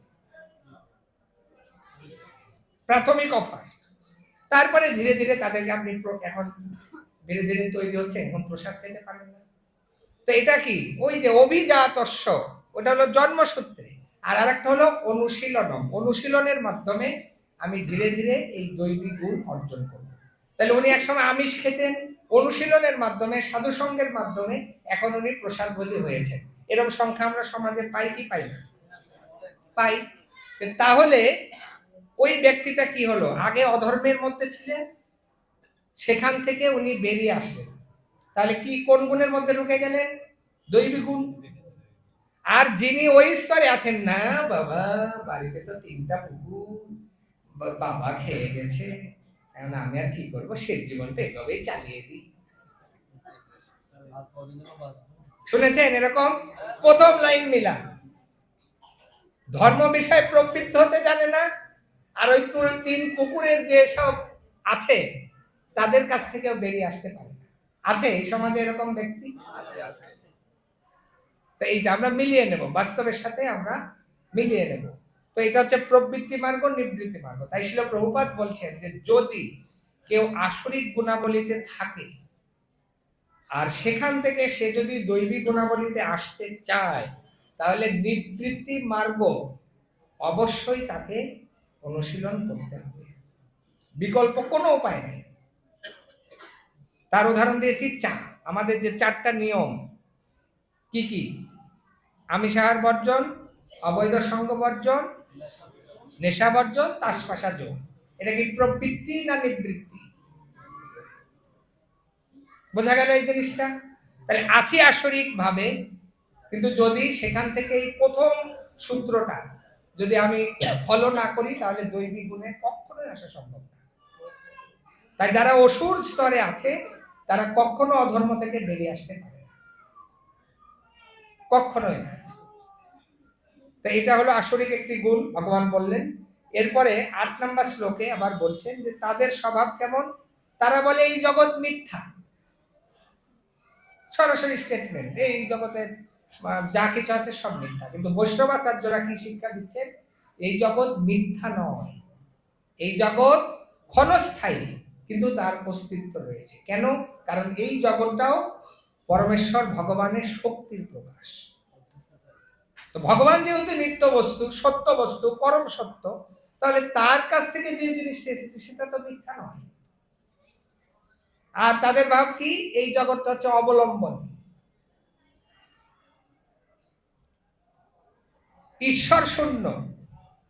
এরকম স্টেটমেন্ট শুনেছেন?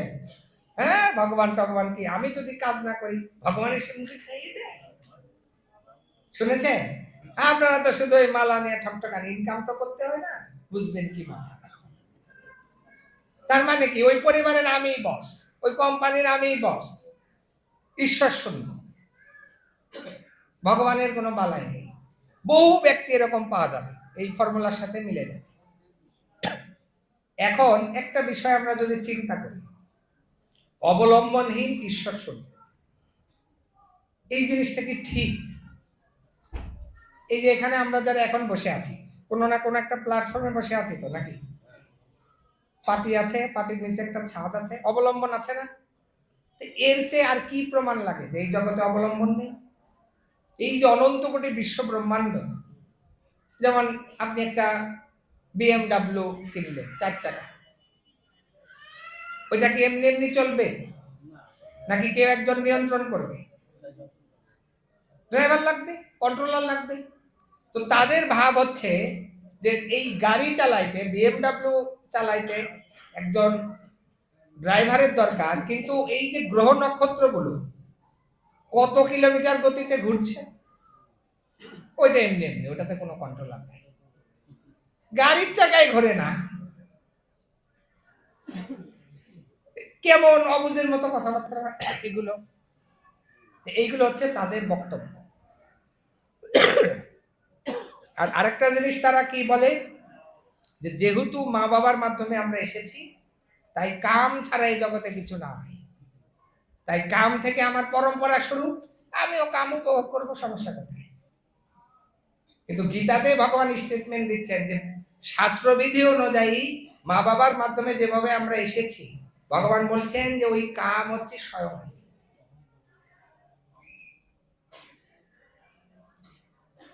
তাহলে তাদের এই স্টেটমেন্টটা কি ঠিক আছে? আর কামের সংজ্ঞা চৈতন্য চরিতামৃতে কবিরাজ গোস্বামী পাদ দিচ্ছেন, আত্মেন্দ্রিয় প্রীতি বাঞ্ছা তারে বলি কাম। তো তাদের যে প্রীতি বাঞ্ছাটা, এটা কি কৃষ্ণকে কেন্দ্রিক? প্রথমে তো 3টা বিষয় দিয়ে কৃষ্ণকে একেবারে পাতালে পাঠিয়ে দেয়। এই কারণে এই কামের চক্করের ভেতর থেকে তারা আর বের হতে পারে না। ডান বাম সংসার আদি যা কিছু সব কিছুতেই আত্মকেন্দ্রিক একটি ভাব তাদের ভেতরে, এবং এর বাইরে চিন্তা করার শক্তিও তাদের নেই।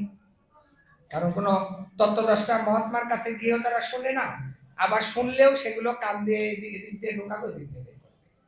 তো এই হচ্ছে আসরিক স্বভাব সম্পন্ন ব্যক্তিদের লক্ষণ। তো এখন আগের যে সিদ্ধান্ত ভগবান বলছেন ওই সিদ্ধান্তকে অবলম্বন করে ওরা আরেকটু অ্যাডভান্স হয়। কি কি সিদ্ধান্ত ছিল? জগৎ মিথ্যা, অবলম্বনহীন, ঈশ্বর। আর এই সব কিছুর কেন্দ্রে কি? কাম। ওই সিদ্ধান্তকে কেন্দ্র করে তারা কি করে? আত্মতত্ত্ব জ্ঞানী, অল্প বুদ্ধি সম্পন্ন, উগ্রকর্মা ও অনিষ্টকারী অসুরেরা জগৎ ধ্বংসকারী কার্যে প্রভাব বিস্তার করে। 2 দিন পর পর এই দেশ ওই দেশকে দেখাবো মজা। আছে এরকম? আমার কাছে এরকম ইউরেনিয়াম সমৃদ্ধ কার্যক্রম আছে, মাটির নিচে আছে, নমক জায়গা থেকে এই প্রযুক্তি এনেছি। এই যে একদম লিস্ট করে দেওয়া। এই আধুনিক পতিত দশা যারা আছেন, কৃষ্ণ কিন্তু লিস্ট থেকে তাদেরকেও বাদ দেয়নি। আর প্রভুপাদ তো রাস্কেল ছাড়া সম্বোধনই করতেন। কেন? এই যে জগৎ ধ্বংসের জন্য এমন এমন সব জিনিস তৈরি করে রেখেছেন, সৃষ্টি করার তো ক্ষমতাই নেই, উল্টো মুহূর্তের মধ্যে একেবারে ধূলিসাৎ। বিভিন্ন দেশে ইতিমধ্যেই তার কিছু ক্ষয়ক্ষতি হয়েছে, আপনারা সেটা জানেন। 50-এর দশকে আমাদের এই প্রতিবেশী এক দেশ, খুব কাছাকাছি আমাদের এশিয়া মহাদেশের মধ্যে, সেই ক্ষয়ক্ষতি এখনো বহন করছে। আর এখন আজ একে ধমকাচ্ছে, কাল ওকে ধমকাচ্ছে, তারপরে কেউ গোপনে গোপনে পরীক্ষা চালাচ্ছে, আর মানুষজন সব না খেয়ে মরছে। এই হলো এখনকার পরিস্থিতি। মিলছে এগুলোর সাথে? তাহলে এই যত এই অ্যাটমিক যত কার্যক্রম আছে একবারে লিস্ট করে দিয়েছেন ভগবান। এগুলো সব মনে রাখেন, কিন্তু ফাইনালি আবার সব ওই সম্পদ নিয়ে বাড়ি যেতে হবে। কিন্তু কৃষ্ণ কি সম্পদ দিচ্ছেন সেইটা। এখন ওই যে কামের কথা বলা হয়েছিল এই 9 নম্বর শ্লোকের আগে, তো সেইখানে আবার আরেকটু বিস্তার করে ভগবান বলছেন, সেই আসরিক ব্যক্তিগণ দুষ্পূরণীয় কামকে আশ্রয় করে কি কি করে?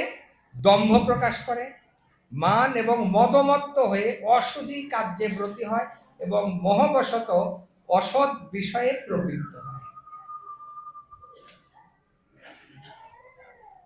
তো এইগুলি ক্যাসিনো থেকে শুরু করে ডিটেলস আর বলার দরকার আছে? সমাজে দেখা যায়, ওইখানে কি ভদ্রলোকেরা যায়? হ্যাঁ, আমাদের সমাজে যাদেরকে তথাকথিত ভদ্রলোক আমরা বলছি, যে ওইখানে না গেলে একটু হাত ধরাধরি করে একটু ঘুরে ঘুরে নাচবে নাকি, অনেক সময় সিনেমার মধ্যে আমরা দেখি। লিস্ট করে দিয়েছেন ভগবান, অসুচি কার্যে প্রবৃত্ত। আর কি 11-12 শ্লোকে ভগবান বলছেন, তাদের এই যে চিন্তা, ভোগ প্রবৃত্তিটা এত পরিমাণে কল্পনায় করা যায় না। অপরিমেয় দুশ্চিন্তা, অপরিমেয়। কি কি করে? মৃত্যুকাল পর্যন্ত ইন্দ্রিয় সুখ ভোগ করতে চায়, শত শত আশা পাশে আবদ্ধ হয়। এত পরিমাণে আশা, শিল প্রভুপাদ তাৎপর্যে এক জায়গায় বর্ণনা করছেন, এই এই শ্লোকের ভেতরে পাবেন। ভারতবর্ষের একজন সাবেক প্রেসিডেন্ট, নাম শুনলে অনেকে চিনবেন, আমি নামটা বলছি না, ডাক্তারের কাছে গিয়েছেন, মাত্র আমাকে আর 4 বছরের আয়ু বর্ধিত করে দিন, যাতে আমি আমার অবশিষ্ট কাজগুলো শেষ করতে পারি। এটা সম্ভবত প্রেসিডেন্ট না, প্রেসিডেন্টের বিষয়টা প্রভুপাদ আরেকটা বিষয় উপস্থাপন করেছেন। তো এরকম একজন বিশিষ্ট ব্যক্তি, উনি বলছেন যে আমার 4 বছরের আয়ু। করোনার সময় এরকম কিছু বিশিষ্ট ব্যক্তিরা গেছে না এই সমাজ থেকে, টাকার অভাব ছিল, তো এই যে সিস্টেমটাই শত শত আশাপাশ শত শত ক্লেশ দেয় অবিরত। তাদের এই আশার শেষ নেই। তারা ভাবে যদি আর 5 দিন বাঁচি, 5 দিনে আর 10টা আশা আমি পূরণ করব। তো এইভাবে এই আশাগুলো পূরণ করার জন্য তারা কি করে? কাম ও ক্রোধ পরায়ণ হয়ে তারা কাম উপভোগের জন্য অসৎ উপায়ে অর্থ সঞ্চয়ের চেষ্টা করে। পাওয়া যাবে এরকম এই জগতে? বাইরে থেকে খুব ভালো, অমক মন্ত্রী মহোদয় খুব ভালো কাজ করেন, কিন্তু ওনার কাছে গেলেই কয়টা বান্ডিল ছাড়া উনি কথাই শুরু করেন না। কাজ হয়, আমরাই বলি, কিন্তু কাজ হয়, কিন্তু বান্ডিল আছে এরকম। তা আপনারা মিলাবেন। এখন এই 13 থেকে 16 ভগবান বলছেন যে এই যে চিন্তাটা কেমন। একটা জিনিস দেখেন, চিন্তা আর আরেকটা হচ্ছে চিতা। চিতা মানে আবার সীতা বাঘ না। আচ্ছা, এইদিকে এখন দেখার দরকার নেই, সবাই এইদিকে দেখাচ্ছে, এটা তো পড়বো, এটা থাক, বন্ধ থাক। একটা হলো চিন্তা আর একটা হচ্ছে চিতা। তো নীতিশাস্ত্র বলছে চিতা কি করে? নির্জীব বস্তুকে নষ্ট করে বা ধ্বংস করে, ভস্ম করে। তাহলে চিতার কাজ কি? নির্জীব বস্তু, দেহটা নির্জীব, তাকে নষ্ট করে। আর চিন্তা কি করে? চিন্তা কি করে? সজীব বস্তুকে, এই যে শরীর চেহারাটা দেখা যাচ্ছে এরকম, কিন্তু ওই যে অপরিমেয় দুশ্চিন্তা আছে, মিল আছে আমাদের সাথে। অপরিমেয়, লিস্ট করে শেষ হয় না। প্রভু এটা হয়নি, প্রভু এটা করতে হবে, ওটা করতে হবে, এটা শেষ হবে, ফ্ল্যাট একটা কিনে 4-5টা লাগবে, এই একটা বাড়ি বানাতে হবে, ব্যাংকে তো মাত্র কয়েকশো কোটি টাকা হয়েছে, এটা কয়েক হাজারে করতে হবে।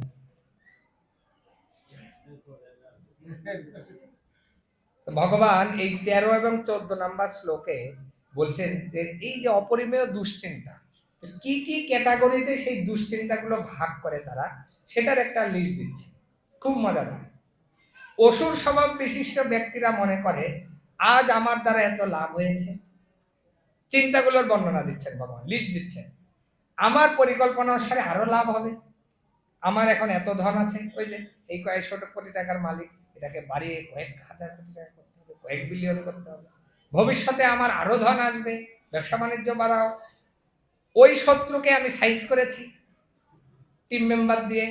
এই যে এখন তো প্রায় ইউটিউবে আপনারা দেখছেন, প্রায় মিলছে, গেল বাস মুখোশ পরে ঠাস ঠাস করে কয়টা মেরে দিয়ে নেয়, মিলছে এগুলো। অন্যান্য শত্রুদেরও আমি হত্যা করব, বাকি যারা আছে ওদেরকেও আমি সাইজ করতে চাই, নো টেনশন, আমি ঈশ্বর। ওই যে কৃষ্ণকে খাওয়ায়, কাজ যদি আমি না করি মুখে কি অন্ন তুলে, আমি ভোক্তা, যেহেতু কাজ আমি করি, বাড়ির কর্তা ব্যক্তি আমি, এই জন্য গৃহিণীকে গিয়ে কি গো কি রান্না আজকে করবে।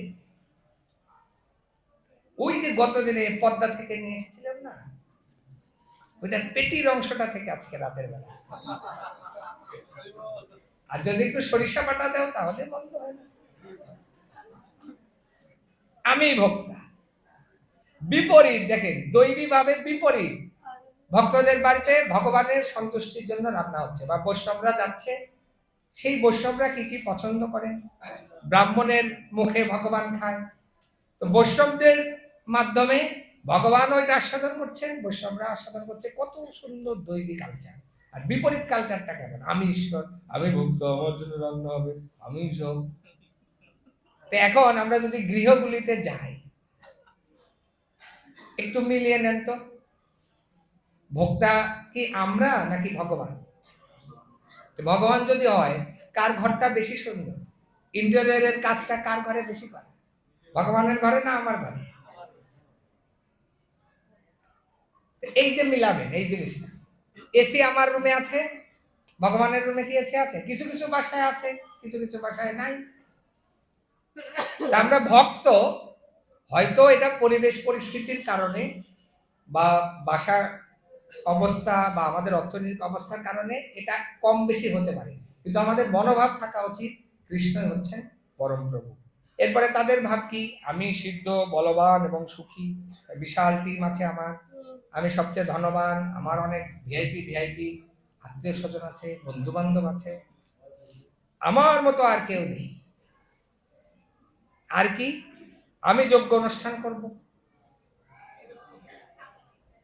এটা পজিটিভ, কিন্তু ভাবটা কিরকম? এরকম কিছু প্রোগ্রামে আমরাও গিয়েছি, মন্দিরে ডোনেশনের বেলা হাত কাঁপতে থাকে, কিন্তু আমরা কিছু প্রোগ্রাম করতে চাই, আমার বন্ধু এরকম করেছে, আমার এরকম, 1 কোটি টাকা শেষ হয় এরকম। তো ওইটা কি আদৌ ওই যজ্ঞের সন্তুষ্টি, নাকি অন্যদের মাঝে এটা প্রদর্শন? এরকম এক ব্যক্তি এসেছিলেন গৌরকিশোর দাস বাবাজি মহারাজের কাছে, যে মহারাজ আমি বৈষ্ণবদেরকে নিমন্ত্রণ করেছি, আপনি কৃপা করে আসবেন মহারাজ, আপনি কৃপা করে। মানে তার ভাবটা কি, যে যদি গৌরকিশোর দাস বাবাজি মহারাজ ওই প্রোগ্রামে যান, তাহলে এই যে তার যে সাধন সিদ্ধ অবস্থা, তার তো পরিবারের আর কোনো চিন্তা নাই। এবং আমরা দেখি যে উনি যখন দেহ রাখেন, আপনার প্রভুপাদ লীলাতে দেখবেন ওনার সমাধি নিয়ে কি কারাকারি পরিস্থিতি। পরে ভক্তি সিদ্ধান্ত সরস্বতী প্রভুপাদ শক্ত হাতে সেটা পরিচালনা করেছিলেন। তো সেই ব্যক্তি এসে যখন এরকম কাকুতি মিনতি করছে, তো ওই গৌরকিশোর দাস বাবাজি মহারাজ তখন বলছেন যে, ও তাহলে আমি যা বলবো তুমি তাই শুনবে? হ্যাঁ হ্যাঁ, আপনি যা বলবেন তাই শুনবো, কৃপা করে আমার দিয়ে চলুন। বলছেন এইখানেই বসো, আমার সাথে এখন হরিনাম জপ করতে শুরু করো। তো এই হচ্ছে তাদের পরিস্থিতি। আর কি আছে? যজ্ঞ করব, দান করব, দান যেটা করতে চায় সেটা আবার একেবারে প্রভু মঞ্চে ঘোষণা না হলে জিনিসটা কেমন হয়। আবার অনেকে আছেন নিজের নামটা পর্যন্ত লিখেন না, অনেকে এখন আমাদের আছেন গুরু মহারাজের নামে লিখেন। তো এইটা দোষের না, তো আমরা যেহেতু মিলিয়ে নিচ্ছি, যেমন মঞ্চে ঘোষণা, এটাও দোষের না, কারণ ঘোষণা করে আমরা বৈষ্ণবদের আশীর্বাদ দিচ্ছি, এটা হচ্ছে দৈব বর্ণাশ্রম। পরে আমরা এই জিনিসটা একটু দেখব এই বিষয়ে। কিন্তু অনেকে আছেন যে না, আমার নাম ডাক হতে হবে, ব্যানারে ছবি দিতে হবে, তারপরে সেটা বাইরে একটা টাঙাবেন, প্রসাদ হলে একটা টাঙাবেন, নাট মন্দিরে একটা লাগবে।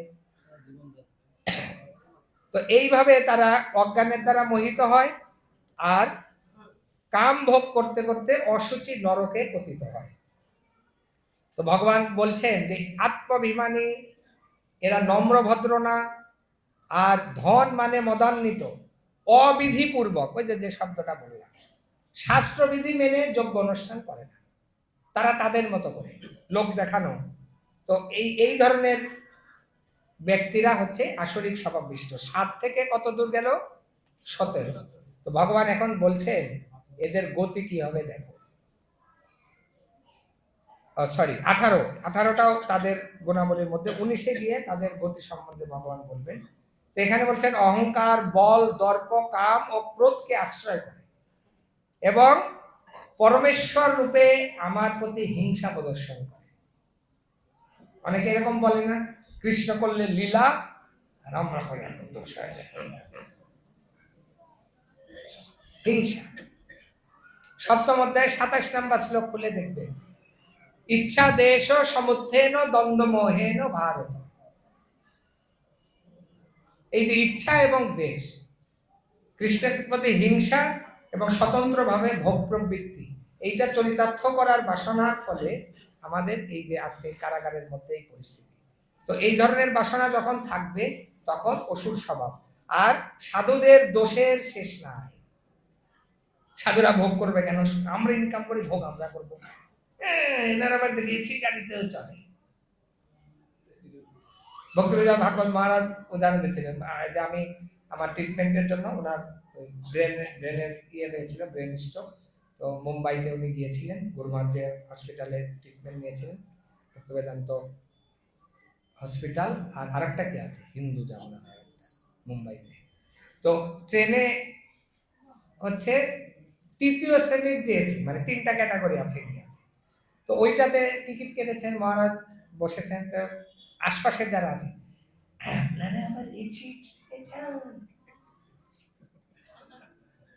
মানে ভাবটা এরকম যে এই জগতে যা ধন সম্পদ, এগুলো যেহেতু আমরা টুকিটাকি রোজগার করি, সব আমরাই ভোগ করবো, সাধুরা আবার ভোগ করবে কেন?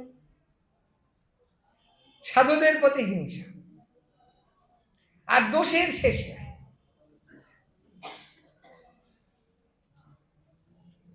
এইগুলো ডিটেলস বলতে গেলে খুব সমস্যা।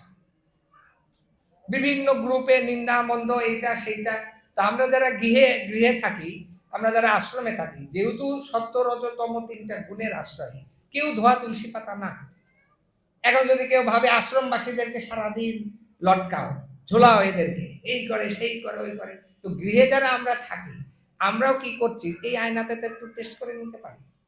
এটা আমি আপনাদের দোষারোপ করছি না বা আমাদের প্রশংসা না, মানে এইটা হচ্ছে যদি এই ভাব থাকে, এই ভেদভাব থাকে, তাহলে সেটা হচ্ছে আসুরিক স্বভাব।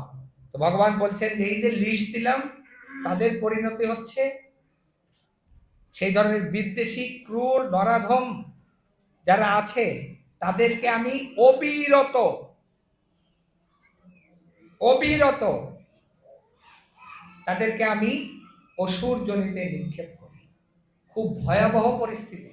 অশ্বত্থামার ক্ষেত্রে আমরা দেখেছিলাম, খুব ওই মহাভারত সিরিয়ালের মধ্যে দেখবেন, ও আমি তো মৃত্যুকে জয় করেছি। তো ভগবান লাস্টে কি বললেন, অশ্বত্থামা আমি তোমার মৃত্যুকেই তোমার কাছ থেকে কেড়ে নিলাম। খুব ভয়ঙ্কর। এখন পর্যন্ত অশ্বত্থামা এই জগতে অবস্থান করছেন। এই যে ভগবান এই কথা যে বলেছেন অবিরত, খুব ভয়ঙ্কর।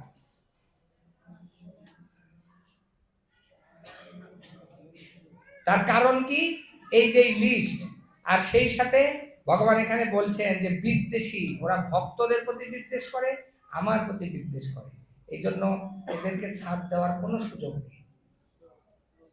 এবং চৈতন্য চরিতামৃতে মহাপ্রভু বর্ণনা করছেন, কবিরাজ গোস্বামী পাদ লিখছেন যে মায়াবাদী কৃষ্ণে অপরাধী। তো মায়াবাদীর মেইন সমস্যাটা কোথায়, কৃষ্ণের এই শরীরটাকে প্রাকৃত শরীর বলে মনে করে, আমাদের মতো এরকম জড় শরীর বলে মনে করে। সবচেয়ে মারাত্মক অপরাধ।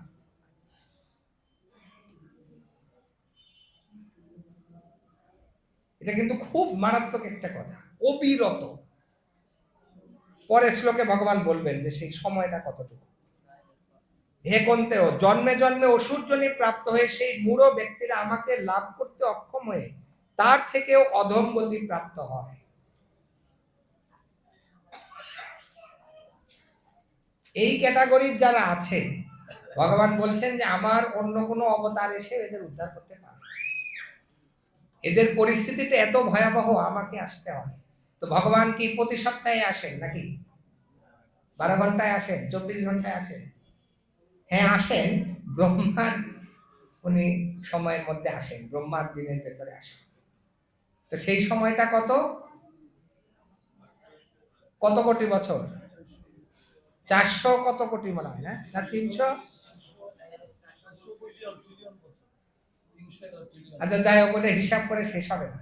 তো এত বছর এই অসুর জনিতে অবিরত নিক্ষেপ, পানিশমেন্টটা কি খুব অল্প? খুব কঠিন। বলছেন আমি এসে ওদেরকে উদ্ধার করি, কারণ এদের আর বিকল্প কোনো উপায় থাকে না। তো এইখানে একটা উপায় আছে, যে যে 7 থেকে 18 পর্যন্ত যে লিস্ট আমরা দেখলাম, আমাদের এই সমাজে অনেককে আমরা এরকম খুঁজে পাবো।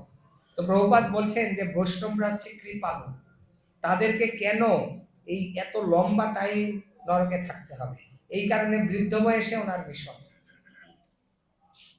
জলদূত জাহাজে করে আমেরিকায় গেলেন, আর এরকম একটা সাধু সংঘের এরকম একটা বাড়ি উনি প্রতিষ্ঠা করলেন। ডক্টর এম এন বেশাম বলছেন যে সারা পৃথিবীর মানুষ সেই গৃহে আশ্রয় পেতে পারে, যারা এখন আমরা আছি, ভবিষ্যতে যারা আসবে। ছোটখাটো ফ্ল্যাট, প্রভুপাদেরটা অনেক বড়। তো এখন চৈতন্য মহাপ্রভুর এই হেডেকটা আমাদের কমাতে হবে, যাতে উনাকে এসে এই বিষয় নিয়ে কষ্ট করতে না হয়। উনি উনার ওই রসগুলো উনি আস্বাদন করবেন, রাধা ভাব, তারপরে অন্যান্য যেগুলো আস্বাদন করার জন্য এসেছেন। তাই প্রভুপাদ গুরুবর্গদের হেডেক একটাই, চৈতন্য মহাপ্রভুর এই চিন্তাটাকে কমাতে হবে। তো এরপরে 21 নম্বর শ্লোকে ভগবান বললেন, এই যে ঢাকা মাওয়া বা ঢাকা ভাঙ্গা কি আছে, হাইওয়ে। তো নরকের 3টা এরকম হাইওয়ে আছে, কাম, ক্রোধ, লোভ। এবং আমাদের বাসগুলো যদি 20 বা আপনি নিজস্ব গাড়িতে যাবেন, হয়তো 130 বা 140 কিলোমিটার গতি আপনি চলতে পারেন। কিন্তু এই হাইওয়েতে যখন যমদূতেরা আমাদের এই মন বুদ্ধি অহংকারী সূক্ষ্ম শরীরে আত্মাকে নিয়ে যায়, ওইটা কিন্তু এই 120 কিলোমিটার গতি থাকে না, আরো গতিতে নিয়ে যায় এই হাইওয়েতে। কাম, ক্রোধ, লোভ, এই তিনটা হাইওয়ে দিয়ে কি হচ্ছে, এই ধরনের ব্যক্তিরা তারা দ্রুত বেগে নরকের দিকে ধাবিত হচ্ছে। তাই অর্জুন মহাশয়কে ভগবান বললেন যে এই তিনটা তুমি পরিত্যাগ করো। তো কিভাবে পরিত্যাগ করবে? নরোত্তম দাস ঠাকুর সিম্পল ফর্মুলা, কাম কৃষ্ণ কর্মার্পণে, কামটাকে কৃষ্ণের সেবায় লাগাও। ক্রোধ ভক্ত দেশী জনে, তো সেটার আবার স্থান কাল পাত্র ভেদে প্রয়োগ করতে হবে, এখনই গিয়ে চত্থাম্পর মারবেন তা না, সেটা আবার ভক্তদের কাছে শুনতে হবে কাকে কিভাবে আমরা ক্রোধ প্রয়োগ করতে পারি। আর লোভটা কি? এই যে এরকম লোভ প্রকাশ করতে হবে, ঠিক আছে গীতার ক্লাস, ভাগবতের ক্লাস, অমুক জায়গায় সেমিনার, দৌড় দিয়ে যাবো, সেটা শুনতে হবে। লোভ, কৃষ্ণ ভক্তি রস ভাবিতামতি, রূপ গোস্বামীপাদ বলছেন যে এই কৃষ্ণ ভক্তি রস যেখানে বিতরণ হচ্ছে সেই জায়গায় তত্র লোল্লম মূল্য একলম জন্মগতি সুকৃতির লভ্যতে, লোভ রূপ মূল্যের দ্বারা এটা আমাকে কিনে দিতে হবে। আবার বৈষ্ণবকে সেই ভজনে ভক্তি সিদ্ধান্ত সরস্বতী প্রভুপাদ বলছেন যে তোমার কনক ভোগেরও জন্ম, কনকের স্থানে সেবহ মাধব, কামিনীর কাম নহে তব ধাম, তাহার মালিক কেবল জানে। এই যে দুইটা তুমি ব্যবহার করতে চাচ্ছ, সেই দুইটার মালিক হচ্ছে কৃষ্ণ। তো যদি সেই ফর্মুলাটা তুমি বোঝো, তাহলে এই প্রশস্ত রাস্তা দিয়ে তোমাকে যেতে হবে। তো ভগবান এখন বলছেন, হে কুন্তেয়, এই 3 প্রকার তমোদার থেকে মুক্ত হয়ে মানুষ আত্মাশ্রেয় আচরণ করেন এবং তার ফলে পরাগতি লাভ করেন। ওই যে নরোত্তম দাস ঠাকুরের ফর্মুলা অ্যাপ্লাই করব, বাস ওই 3টা হাইওয়ে বন্ধ হয়ে ভগবত ধামের পথে আমরা যাত্রা করব। ঠিক যেমন অজামিল করেছিলেন, ঠিক বিপরীতটা।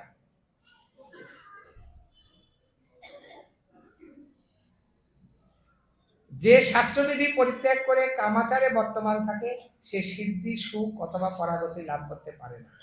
ওই যে ওই লিস্টের বাইরে যে বেরিয়ে আসতে পারে না, ভগবান বলছেন যে তারা কখনো আমাকে লাভ করতে পারে না, আমার ধাম লাভ করতে পারে না। তো এখন লাস্টের শ্লোকে ভগবান সিদ্ধান্ত দিচ্ছেন,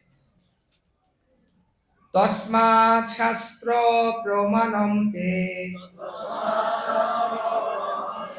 কার্যা কার্য ব্যবস্থিত